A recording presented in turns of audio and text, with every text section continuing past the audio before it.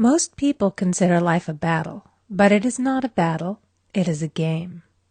It is a game, however, which cannot be played successfully without the knowledge of spiritual law.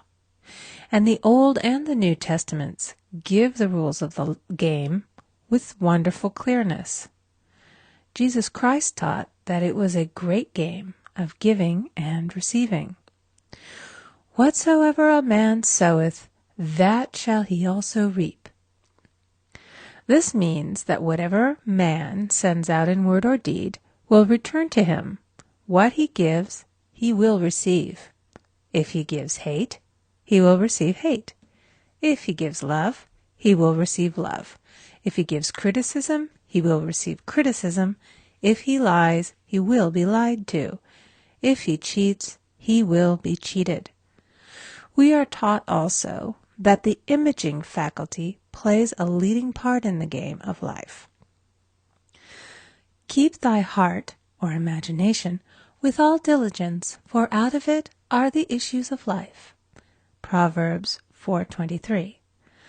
This means that what man images, sooner or later externalizes in his affairs. I know of a man who feared a certain disease. It was a very rare disease and difficult to get, but he pictured it continually and read about it until it manifested in his body, and he died, the victim of distorted imagination. So we see, to play successfully the game of life, we must train the imaging faculty. A person with an imaging faculty trained to image only good brings into his life every righteous desire of his heart. Health, wealth, love, friends, perfect self-expression, his highest ideals.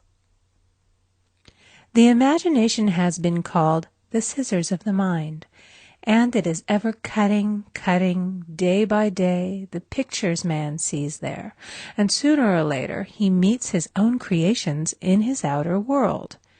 To train the imagination successfully, man must understand the workings of his mind. The Greeks said, "Know thyself." There are three departments of the mind: the subconscious, conscious, and superconscious. The subconscious is simply power without direction. It is like steam or electricity, and it does what it is directed to. It has no power of induction. Whatever man feels deeply or images clearly is impressed upon the subconscious mind and carried out in minutest detail. For example, a woman I know, when a child, always made believe she was a widow. She dressed up in black clothes and wore a long black veil, and people thought she was very clever and amusing. She grew up and married a man with whom she was deeply in love. In a short time he died, and she wore black and a sweeping veil for many years. The picture of herself as a widow was so impressed upon the subconscious mind, and in due time worked itself out